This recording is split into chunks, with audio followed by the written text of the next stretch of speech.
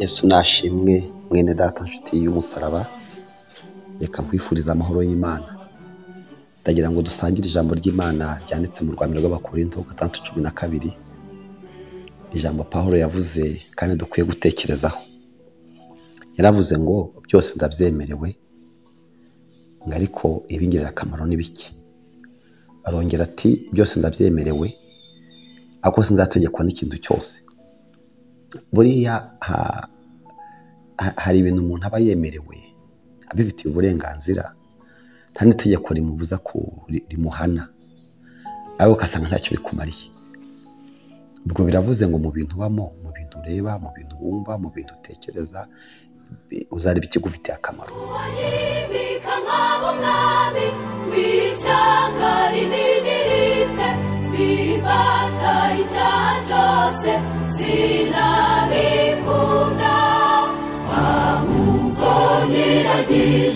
Yesu umukunzi wanjye, sinyita kubiri mwisi, Yesu aranyuze. Ndabihuza n'ijambo Yesu yigeze avuga, yaravuze ngo ntimuziganyire iby'ejo, kuko abejo baziganyira iby'ejo. Yarashatse kuvuga ngo ejo niba hatari hagera, ntabwo ukwiye kwiganyira iby'umunsi w'ejo. Ariko ntiyaravuze ko twareka kuzigama no gutekereza ejo, ahubwo yatubwiye ko ejo tuhatekereza tudafite amaganya. Yatubwiye ko ejo tutahatekereza dufite amaganya, hatatwica, ejo hazaza hatatwica, hatatubera urupfu kubera kwibaza ko hazaba hameze. Atanga n'urugero, aravuga ngo ese ngo umuntu yiganyiriye ngo yakunguka urushyi rw'ibiryo. Ni ukuvuga ngo amaganya umuntu agira, umuntu akirwa yiganyira umunsi ukira. Yaravuze ngo hari ikintu yakunguka cy'igisubizo, wenda akabona udukeya tuvuye mu maganya. Ni nko gushaka kutubuza ngo muzabireke. Muri makeya rero, buriya kwiganyira ni ugutuka Imana. Kwiganyira bivuze ngo ni ukubwira Imana ngo ntacyo umaze, nta n'icyo umariye, ukajya wereka Imana ko ntacyo ishoboye, ahubwo ko wibeshye kwikurikira. Pawulo aravuga ati rero ibintu bitandukanye akamaro, niyo naba mbyemerewe ntabyo nzakora, ntabyo nzavuga, ntabyo nzareba. Ndagira ngo turi kuganira urebe mu buzima busanzwe, uzuye uvangura ibitagufitiye akamaro bijugunye. Kandi tekereza ko nako binameze. Hari igihe umuntu ajya mu rugo rwe akareba ibintu afite mu rugo mu nzu, ukabasa ibintu bimariye iki, ukabijugunya pe, ukareba ukajugunya. Nawe ujya mu mutima wawe urebe ibintu bibamo bitagufitiye akamaro. Yavuze ngo byose ndabyemerewe, ariko ibingira akamaro ni bike. Byose ndabyemerewe, ariko sinzategekwa n'ikintu cyose. Natwe rero hari ibintu tudakwiye gutegekwa nabyo pe, ntibigutegeke. Imana yaduhaye ubutegetsi ku kintu cyose. Niyo mpamvu tugomba gukora icyo bita choice, amahitamo. Burya rero umuntu abamo mu mahitamo ye. Amahitamo burya yawe niyo nzira yawe unyuramo. Kandi twagize umugisha wo kumenya Yesu. Burya ni amahitamo meza twagize, ku buryo dukwiye kumukomeza. Titugira ibindi bintu tumubangikanya, titunashidikanye ku bumana bwe no ku bushobozi bwe. Ugatekereza Imana yawe nk'umutungo ufite. Impamvu muri yavuze ngo tugufite twifuza undi murengezi.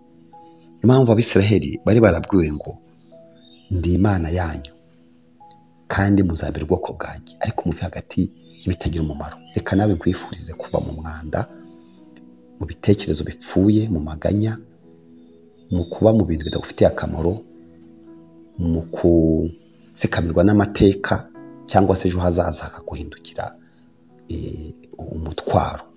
Ahubwo Bibiliya ikatubwira ngo ikoreze Uwiteka urugano rwawe rwose, niwe uzarusohoza. Reka nkwifurize rero gutoranya ibyo utekereza, ukura umutima wawe ugasigamo ibintu by'ingenzi, ibitari ngombwa ukabikuramo, ukaba uri umuntu utuje uryama ugasinzira. Imana iguha umugisha kandi ikugirire neza.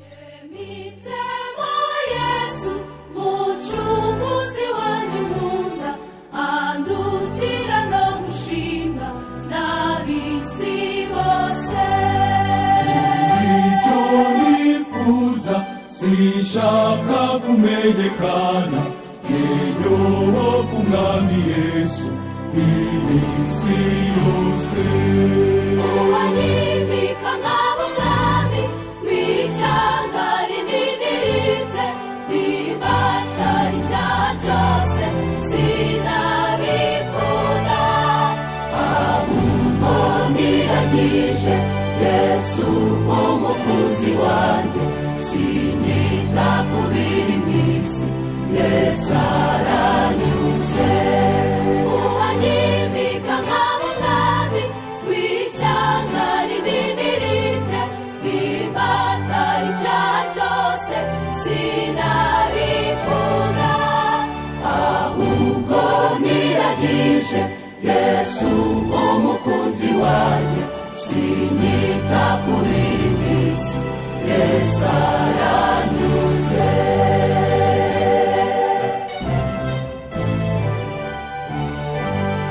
Andyohera cyane nta muki buryoha nkawe, ni mwiza n'uw'igikundi rocishe cyane, ahumura neza kurusha ibirabyo byose, ndamurikize mufite wandangirije. Andyohera cyane nta muki buryoha nkawe, ni mwiza n'uw'igikundi rocishe cyane, ahumura neza kurusha ibirabyo byose, ndamurikize mufite wandangirije. Uwanyimika nk'abo mwami w'ishyanga rinini rite, nimbata icyaha cyose sinabikunda, ahubwo niragije Yesu umukunzi wanjye, sinyita ku biri mu isi, Yesu aranyuze.